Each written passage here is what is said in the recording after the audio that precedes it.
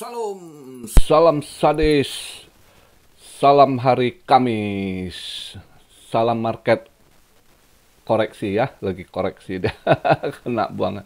Sebelumnya, marhaban ya Ramadan, selamat menunaikan ibadah puasa buat Cuan Army, para subscriber yang beragama Islam, ya, yang udah memasuki bulan puasa, hari pertama hari ini ya.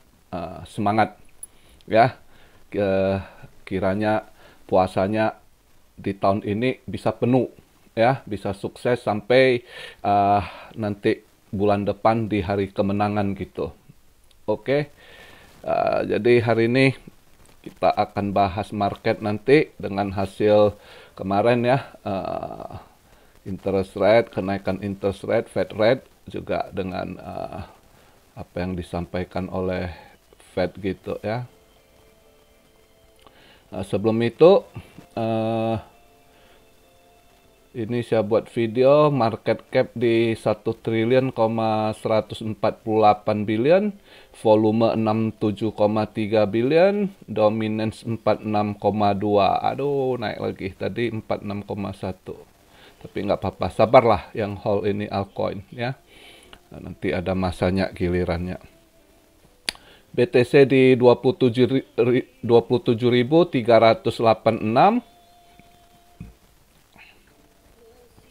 minus 2,9% ya, 3% lah dalam 24 jam ya penurunannya. ETH juga di 3,3%. Dia di ETH sekarang 1740, BNB 321, BNB 4,6% turunnya dalam 24 jam ya. Ya agak-agak merah dikit lah. Ya merah minimal dia 3% lah ya. Minimal merahnya 3%, sampai 78% ada yang ini ya, 7%. Kepada 3-5 lah rata-rata kita bilang ya. Koreksi minusnya ya. Ini belum dam, ada yang komen dam, belum dam, ini masih wajar korek karena kalau dilihat dari stok yang banyak sekali buangan dam gitu ya. Tapi itu satu sisi juga yang kita bahas kemarin, apakah benar BTC bisa sebagai hedge untuk inflasi. Ternyata argumennya belum berapa kuat gitu. Masih yang nyata itu emas, logam mulia ya, precious metal, emas dan perak gitu ya. Itu precious metal justru yang semalam setelah pengumuman itu pas Jerome Powell speak, justru disitulah nyatanya kripto dam buang ya, stock market pada ini buang merah, justru cuma precious metal yang ini naik gitu ya, naiknya kenceng lagi gitu.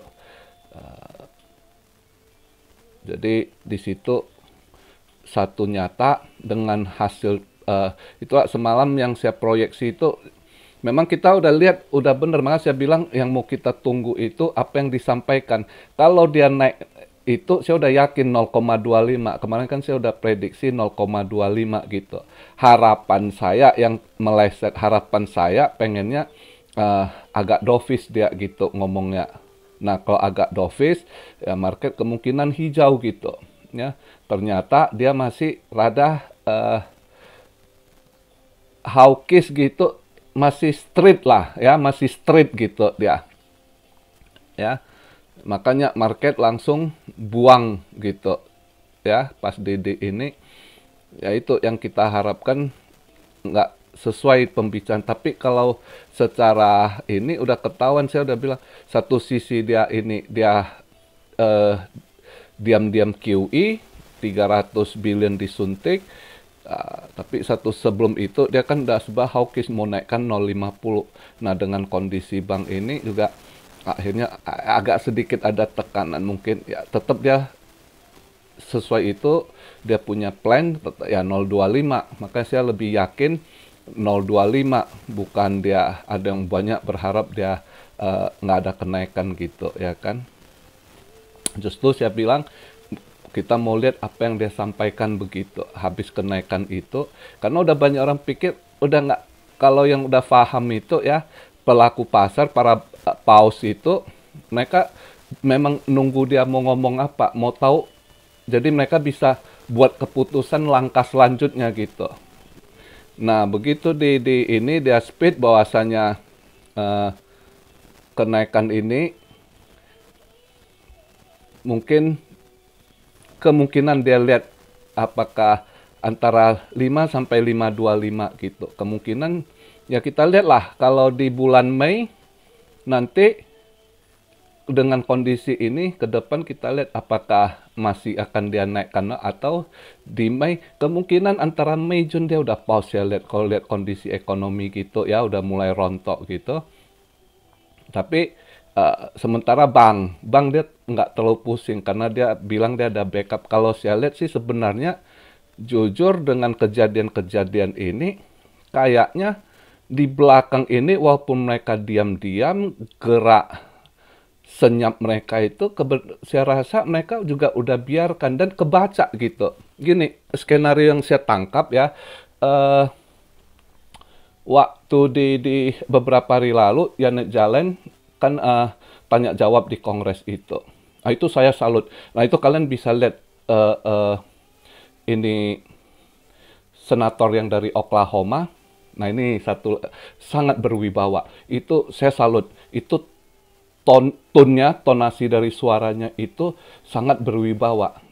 Dia menguasai. Nah, satu hal lagi, itulah mau jadi orang Kongres, senator gitu, ya Anda duduk di divisi Anda, ya harus tahu benar gitu. Itu dia punya karisma sekali. Nah, itulah bedanya dengan Indo, kalau mau jadi pejabat pakai jimat, biar kelihatan wibawa, nggak perlu. Anda coba lihat itu senator Oklahoma itu, ya Anda lihat benar-benar tanya jawab sama Janet Yellen. Janet Yellen itu ada secara psikologis ketekan. Dia kan sering ngelak-ngelak, tapi begitu ditanya sama si ini, dia udah grogi tuh. Akhirnya terucap juga soal ditanya proteksi ke bank-bank itu. Jadi akhirnya Janet Yellen ngakui juga ada yang akan nggak di backup lagi, yang bank-bank kecil itu kalau ada yang harus kolaps, bangkrut gitu, pemerintah nggak akan backup gitu ya. Nah, di situ satu hal udah kelihatan Fed itu nggak pusingin gitu. Seharusnya saya rasa di belakang layar antara Janet Yellen Menteri Keuangan dengan Federal Reserve udah ada satu kesepakatan gua rasa. Jadi ada yang memang harus ini, mungkin juga mereka udah lihat ke depannya itu nggak butuh bank-bank kecil, bank-bank komersial gitu ya, bank-bank yang ini, karena mereka target mereka itu ini udah mulai rada kebaca gitu. Karena waktu di Kongres juga kan pernah saya bahas, Jerome Powell bilang yang dulunya ditanya dia nggak pernah jawab clear, sering ambigu. Waktu di Kongres minggu lalu itu dia bilang dia udah ada timnya spesial untuk tangani regulasi kripto sama CBDC ini, proyek yang quite aktif, artinya aktif sekali ini. Jadi mereka udah ada target itu CBDC. Jadi kebaca kondisi gitu, bank-bank akan kolaps dibiarin, karena nanti juga akan ada bank-bank baru, digital bank gua rasa, yang based on CBDC gitu. Jadi bank-bank yang lama ini yang udah tuh dibiarkan aja, bank apalagi yang kecil gitu, bangkrut aja gitu. Makanya saya yakin dia naikkan 0,25 gitu kali ini. Kelihatan dia ini, itu satu alasan. Nah, kita lihat lagi satu sisi dari SEC sendiri, kan dari tahun kemarin kan saya bilang agak 2003 ini regulasi yang kita hati-hati. Nah, ini udah kejar, tapi juga udah agak lebih kebaca. Dulu kita nggak tahu apa yang mau dia sikat gitu kan. Tapi dari lihat gerakan belakangan sebulan ini, SEC dengan timnya, itu yang dia target memang yang stable coin gitu ya, atau yang memang dia nggak suka juga, tapi pada dasarnya koin-koin yang ada stable coin. Nah, ini kan berita udah mulai lagi, SEC Tron, ya kan? Si Justin Sun udah mulai dikejar, dia udah jadi target lagi nih, ya kan? Nah, jadi buat kalian, kemarin ada yang tanya si Tommy Phantom gimana, ada stable. Ya saya nggak tahu, kemungkinan target juga. Pokoknya mereka mau bersihkan yang ada stable coin gitu. Ya, gimana kok Cardano Jet?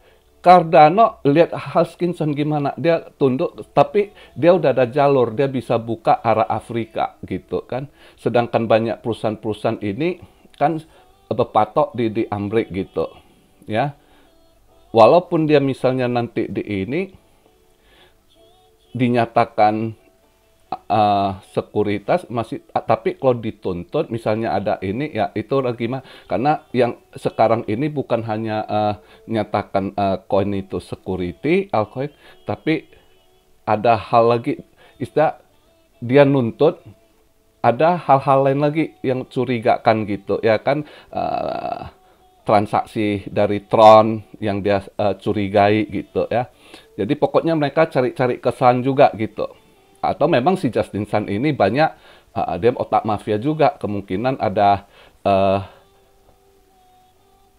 permainannya yang ketahuan sama SEC ya, jadi bumerang juga ya, kita nggak tahu. Terus saya lihat ada yang apa lagi disu sama pokoknya di sini satu hal lagi dari SEC yang dia target juga yang stable coin gitu. Jadi udah jelas itu target mereka sekarang ini sukseskan CBDC yang memang udah mereka takut. Makanya kalau dari segi politik Amerika kita lihat gubernurnya Florida DeSantis, saingannya untuk calon presiden dari Republikan kalau nggak salah ya, saingan Trump, dia juga tolak CBDC gitu ya. Terus senator dari mana lagi itu ada yang tolak CBDC juga gitu ya, yang pro kripto lah. Jadi karena udah tahu kalau CBDC itu ya mereka dikontrol, udah jelas dikontrol ya kan ya, artinya nggak ada kebebasan juga gitu ya.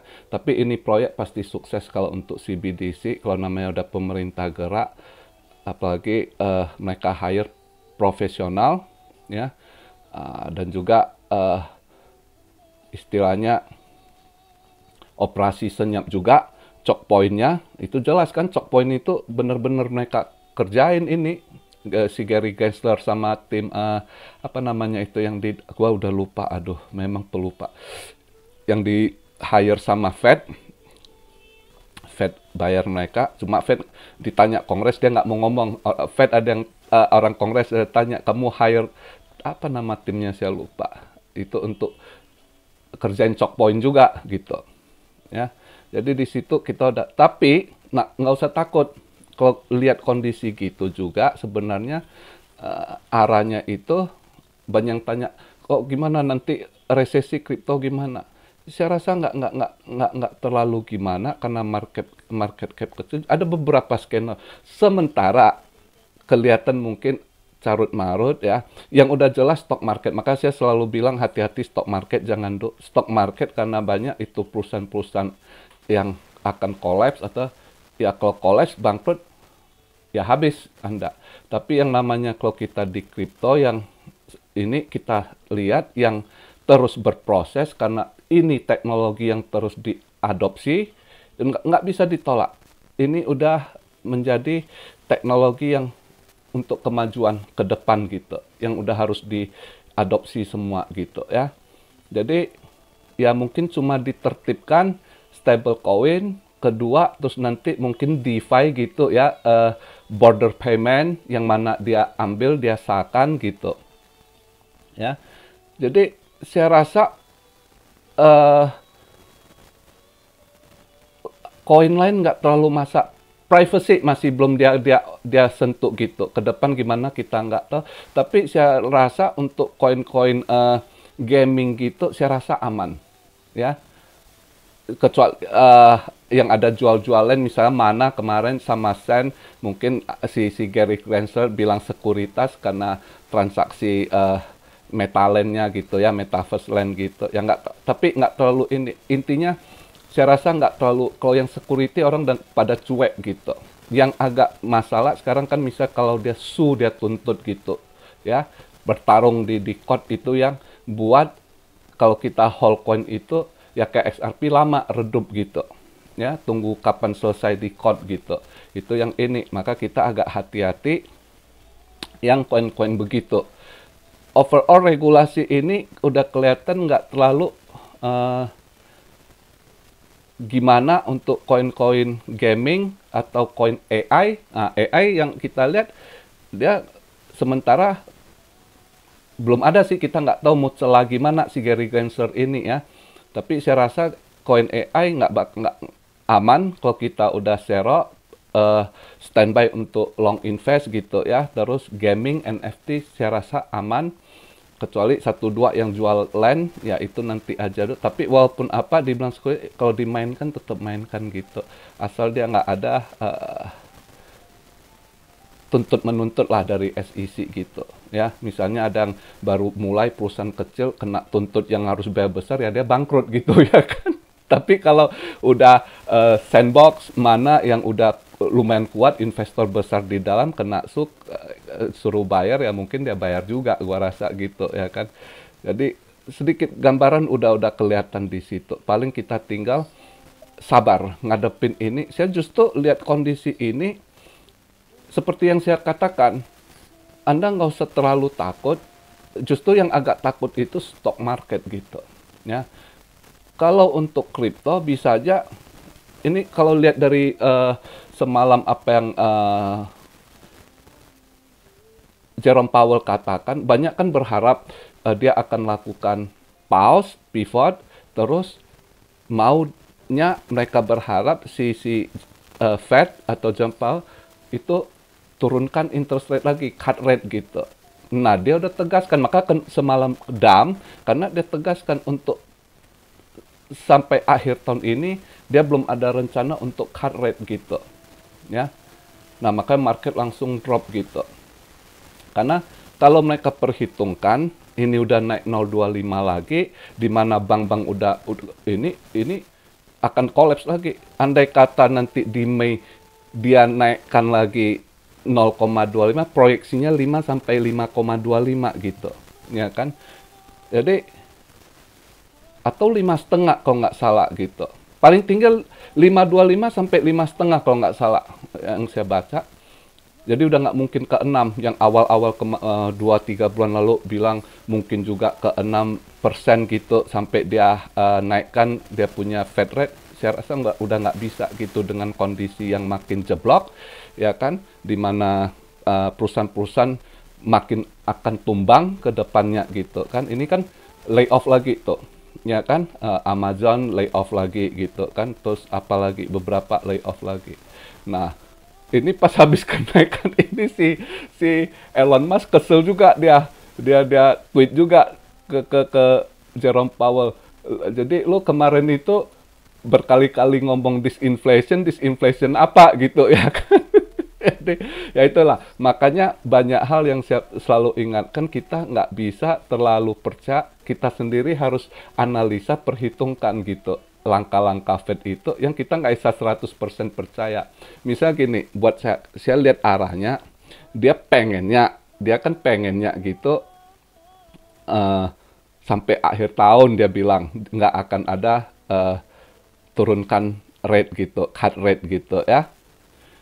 Kalau pause, saya yakin mungkin aja di Mei udah bisa pause, paling telat June saya rasa kalau analisa saya pribadi ya. Setelah itu, tapi yang udah jelas dengan kondisi sekarang, makin banyak yang akan bangkrut. Juga efek dia punya partner gitu, Eropa semua pada kolaps. Lihat kemarin data CPI UK justru malah naik gila. Yang bulan kemarin 10,1, dia harap dia punya forecast 9,9, ternyata naik CPI-nya 10,4 lagi, lebih tinggi dari bulan lalu. Ya kan, nggak bisa ketekan. Nah, itu mereka harus perhatikan juga, bank-bank Eropa, perusahaan-perusahaan yang ada kerjasama juga udah pada tumbang gitu. Nah, jadi kalau kita lihat, bersabar. Kalau kita udah ada barang, kita udah dapat barang-barang murah, namanya invest ya. Anda jangan mindsetnya, oh gua sangkut. Selalu ingat, kalau Anda invest, ada turun dikit, biarkan itu, namanya invest tertunda, cuan yang tertunda nanti gitu. Target kita belum nyampe gitu. Ya, jadi kalau namanya market volatile pasti ada naik turun ya Pak Syablet. Kalau sekarang ada turun dikit, Anda jangan pikir gua sangkut sekian, takut kata nggak. Anda nggak akan menang kalau mindset Anda gitu. Biarkan saja. Anda buat satu target, Anda sudah tahu Anda dapat barang murah yang dari bulan kemarin all time high-nya itu sudah diskon lebih dari 90%. Anda santai aja, hold aja, biarkan aja dia nanti. Karena saya masih yakin kripto ini masih ngikut siklusnya gitu. Ya, siklusnya ini masih jalan walaupun andai kata banyak yang takut kan ini ekonomi resesi. Memang semalam kenapa banting langsung emas ini, para pos udah tahu arahnya ini akan masuk resesi gitu. Maka mereka cari aman dulu, lepas barang-barang mereka yang bisa ini alihkan ke gold dulu ya. Apalagi masih sempat ada yang, karena ini ke depan masih akan banyak yang bangkrut. Misalnya bank-bank itu banyak yang akan bangkrut gitu. Kenapa? Mereka udah kekurangan dana juga, mereka mau jual saham mereka, nggak ada yang mau beli juga. Jadi sulit cari dana juga. Ya, banyak juga perusahaan-perusahaan kecil yang udah goyang, mau lepas saham juga, orang nggak ada yang mau beli kondisi gitu. Semua cari aman dulu. Dan dana mereka parkir di emas, atau ada yang sebagian di Bitcoin juga, Ethereum gitu ya kan, atau di silver, logam mulia lain gitu. Jadi untuk saham mereka nggak mau. Maka dari setengah tahun lalu saya udah ingatkan, hati-hati di saham, hati-hati di saham. Kenapa? Nah itu, saham akan drop terus, yang bangkrut ya udah Anda kalau sempat pegang sahamnya juga nggak bisa jual, nggak ada orang mau beli gitu. Ya, itu yang terjadi. Nah, ini kedepannya makin ada gitu. Tapi buat kripto, karena market cap kecil, itu nggak usah pusing gitu. Andai kata nanti, kita lihat cepat itu, ya. Andai kata nanti dia pause, ya biarkan dulu. Andai kata tiba-tiba makin parah, collapse, dia pasti QE. Udah kelihatan, ini bank aja gang gitu, dia diam-diam, kalau bukan ketahuan, dia udah suntik 300. Belum lagi nanti ada program-program lain. Jadi, andai kata terjadi crash ini, saya yakin dia akan suntik dana ke market. Nah, saat suntik dana ke market, ya cepat mereka alihkan lagi ke kripto, itu sangat cepat naik kripto gitu ya. Karena market cap kecil gitu. Jadi gampang mereka pump dan kemungkinan cepat gitu. Andai kata dia pause saja 1-2 bulan, kondisi makin parah, dia suntik dana, itu akan naik cepat itu market gitu. Ya, pasti arahnya sasaran mereka kalau pelaku pasar udah pasti, karena proyek kripto ini kan digarap terus, jalan terus. Beda dengan, ini ada satu yang saya tidak setuju, banyak mereka bandingkan dengan bubble.com. Bubble.com saat itu banyak yang kolaps. Apa-apa.com kolaps, udah nggak ini. Kalau di kripto ini, teknologi terus improve, terus mereka buat baru gitu. Apa kemajuan apa? Gua buat blockchain gini, gua buat ini. Jadi coba lihat aja. Kalau dulu waktu bubble.com itu terjadi, itu nggak ada event-event expo. Ini kalau kripto kan terus ada event. Kita lihat aja event ada di Dubai, ada di Miami, ada di Denver, ada di mana. Itu terus ada gitu. Ya. Jadi makanya kondisi begitu santai aja, yang namanya invest ini udah saatnya, udah nggak usah takut gitu. Begitu dia ini nanti QE, itu market udah jalan. Jadi kalau kita udah cukup akumulasi, ada stok, biarkan tunggu di bulan gitu. Ya, buat yang invest. Jadi itu aja masukan saya hari ini, pembahasan saya. Kita ikut arah aja. Mungkin hari ini hari puasa pertama masih agak ini. Tapi kemungkinan malam ini ada jobless claim. Kalau jobless market Amerika, Kanada, kalau mereka lihat ini, ya kan, mungkin aja agak naik hijau kalau jobless claim-nya ini, angka penganggurannya naik gitu. Tadi saya lihat dia 192, dia punya forecast 197.000. Andai kata sesuai forecast, market akan hijau gitu. Sedikit mungkin ada dorongan dari market Amrik, kemungkinan ya. Jadi begitu aja pembahasan hari ini. Salam Syaryo dari Tokyo. God bless you all. Be blessed, be blessed, be blessed. Immanuel, haleluya.